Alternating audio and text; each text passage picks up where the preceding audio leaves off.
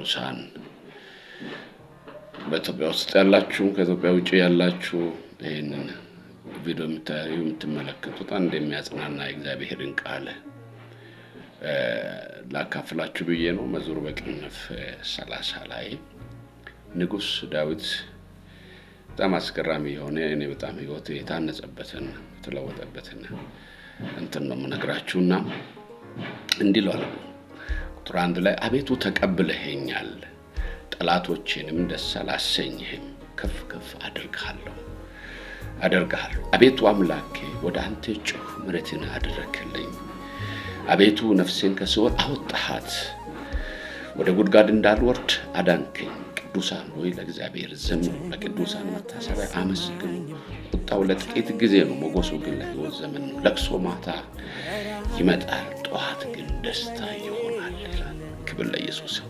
በተለያየ ሀገር ያላችሁ፣ በአረብ ሀገር ያላችሁ፣ በተለያየ ስቃይ ውስጥ ያላችሁ የትላንት ማንነታችሁን የትላንት የወደቃችሁ ውድቀታችሁን ጠላት እያመጣ እያሳሰባችሁ ግራ ለተጋባችሁ እግዚአብሔር እንደገና አምላክ እንደሆነ ለማታውቁ እግዚአብሔር እንደገና አምላክ እንደሆነ ሊያሳያችሁ ብዬ ነው። ዳዊት አንድ ለኛም በግልጽ ያልተነገረ ዳዊት ግን በህይወቱ እግዚአብሔር እና እሱ የሚታወቁበት አንድ ነገር ይነግረናል። አቤቱ ተቀብለኸኛል ይለዋል። በየትም ቦታ ያላችሁ ወንድሞች እህቶች በዚህ መልክ ልበላችሁ፣ እግዚአብሔር ይቀበላችሁ። እግዚአብሔር ሲቀበል እረፍት ነው። እግዚአብሔር ሲቀበል ንቋችሁ አያልፍም። እግዚአብሔር ሲቀበል ስኬት ይሆናል። እግዚአብሔር ሲቀበል ምሕረትን ያደርጋል። እግዚአብሔር ሲቀበል በእናንተ ድንኳን ላይ ዝማሬ ይሆናል። እግዚአብሔር ተቀበለ ማለት ወዳጄ በጠላት ከፍታ ላይ ትሄዳለህ። ጠላትን ታሸንፋለህ። አጋንንትን ታሸንፋለህ። የከበበህን ታሸንፋለህ። የሟረተብህን ሁሉ ታሸንፋለህ። ወዳጆቼ፣ ወንድሞቼ፣ እህቶቼ በተለያየ ስቃይ ውስጥ ያላችሁ፣ በአልጋ ላይ ተኝታችሁ ያላችሁ፣ በሆስፒታል ውስጥ ሞትን እየተጠባበቃችሁ ያላችሁ እግዚአብሔር ጣልቃ ግባልኝ ለምትሉት በተለያየ ሀገር በደቡብ አፍሪካም ሊሆን ይችላል፣ በአፍሪካ ውስጥ ሊሆን ይችላል፣ በአውሮፓ፣ በኤዥያ፣ በተለያዩ ዓለማት በሰባቱ ማይኩራት ውስጥ ላላችሁት ሁሉ የሚሆን መልእክት ነው የምነግራችሁ። እግዚአብሔር ቢቀበል ጨለማው ብርሃን ይሆናል። እግዚአብሔር ቢቀበል ጠላቶቻችሁ ያፍራሉ። እግዚአብሔር ሲቀበላችሁ ሟርተኛውም ደጋሚውም የከበባችሁ ሁሉ ይመታል። ሁልጊዜ በእግዚአብሔር ፊት ተቀበለኝ በሉት። እባክህን ጸሎቴን ተቀበል፣ እባክህን ነገሬን ተቀበል፣ አቤቱ ያለሁበት ሁኔታ ተቀበል ልትሉት ይገባል።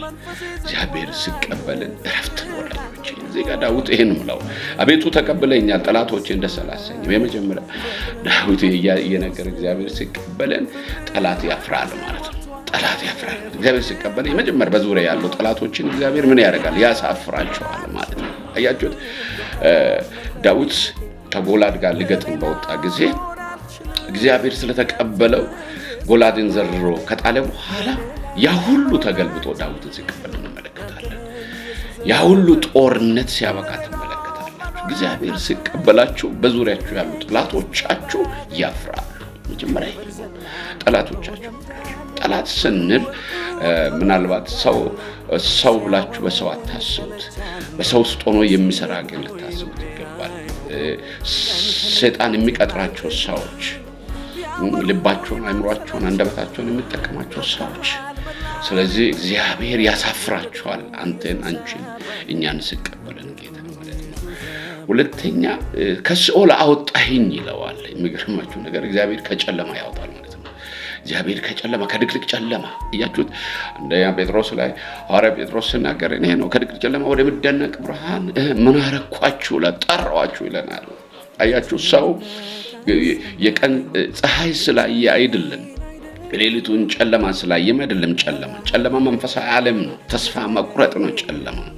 ጨለማ እግዚአብሔር ስተወን እግዚአብሔር ዞር ስልብን የሚሆንብን ድቅድቅ የሆነ ጨለማ ነው። ከዛ ጨለማ እግዚአብሔር ዳዊትን አወጣኝ ብሎ ያመሰግነዋል። ወዳጆቼ አሁንም እግዚአብሔር ይቀበላችሁ። እግዚአብሔር ሲቀበላችሁ ከጨለማ ትወጣላችሁ። ካላችሁበት ከበሽታ ጨለማ፣ ከእጦት ጨለማ፣ ከተለያየ ጨለማ እግዚአብሔር ያወጣችኋል። ክብር ለሱ ይሁን። ሶስተኛ አያችሁት ከጉድጓድ እንዳልወርድ አዳንከኝ ይለዋል። ምን ማለት ነው? ሞቴን ሻርክልኝ፣ ሞቴን ሻርክልኝ፣ ከሞት አወጣኝ። ጥላቶቼ ሞቴን ይጠብቁ ነበር፣ ቀብሬን ይጠብቁ ነበር። ከመቼ የቀብር ስነ ስርዓት ይፈጸማል ይሉ ነበር፣ ግን ከጉድጓድ አወጣኝ ይለዋል። ከሞት አወጣኝ ለማለት ነው። ሶስተኛ እግዚአብሔር ከሞት ያድናችኋል ማለት ነው።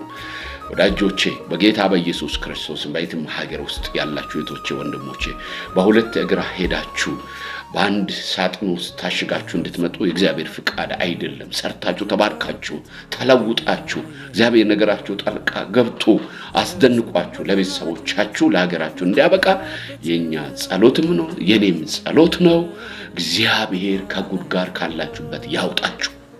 በተለይ በሰው ሀገር ሆናችሁ በማወቅም ባለማወቅም ስተሰርታችሁ በእስር ውስጥ የገባችሁ በእስር ቤት ውስጥ ያላችሁ እህቶቼና ወንድሞቼ እግዚአብሔር ጣልቃ ይግባላችሁ። እግዚአብሔር ጣልቃ ሲገባ ጥሩ ነው። ውስጤ ስለሚሰማኝ ነው ይሄን ነው። በየትኛውም ሀገር ውስጥ ተቀመጡ። እግዚአብሔር ካላችሁበት ጉድጓድ ያውጣችሁ። ሞታችሁ ለምትጠብቁት ሞት አይሆንም፣ ሕይወት ይሆናል። ምክንያቱም እግዚአብሔር ሆይ ተቀበለኝ በሉት። እግዚአብሔር ሲቀበላችሁ ከጉድጓድ ያወጣል። ክብር ለሱ ይሁን። ስለዚህ አራተኛው የምታውቁት እዚህ ቦታ ላይ እግዚአብሔር ምን አለ ይለዋል። በምስጋና በዝማሬ ቤቴን ይሞላዋል። እግዚአብሔር ሲቀበል ዝማሬ ነው። በቃ እንድታመልክ ያደርጋል፣ እንድታጨበጭብ ያደርጋል፣ ከሱ ጋር እንድትሆን ያደርጋል። ክብር ለሱ ይሁን። ስለዚህ እግዚአብሔር ቤታችሁን በዝማሬ ይሞላል። እግዚአብሔር ሲቀበላችሁ ማለት ነው። ቴንኪው ወዳጄ፣ ቴንኪው ወንድሞቼ፣ እህቶቼ አመሰግናለሁ። ባላችሁበት ሁሉ እግዚአብሔር ይቀበላችሁ፣ ፊቱን ያብራላችሁ፣ መልካምነቱን፣ በጎነቱን፣ ታላቅነቱን በእናንተ ላይ ያድርግ። እኔ ፓስተር ሽፈራው ሻንቆ እባላለሁ። የኢትዮጵያ ሰማይ ብርሃን የወንጌል አማኞች ቤተክርስቲያን ፓስተርም ፕሬዝዳንትም ነኝ። እቺን መልእክት በዚህ ማለዳ ዛሬ 4/5/2018 ላይ ቁርስ እንዲሆንላችሁ ብዬ ነው የላኩት። ቴንኪው ሁላችሁንም አመሰግናለሁ። እግዚአብሔር ከእናንተ ጋር ይሁን። አመሰግናለሁ።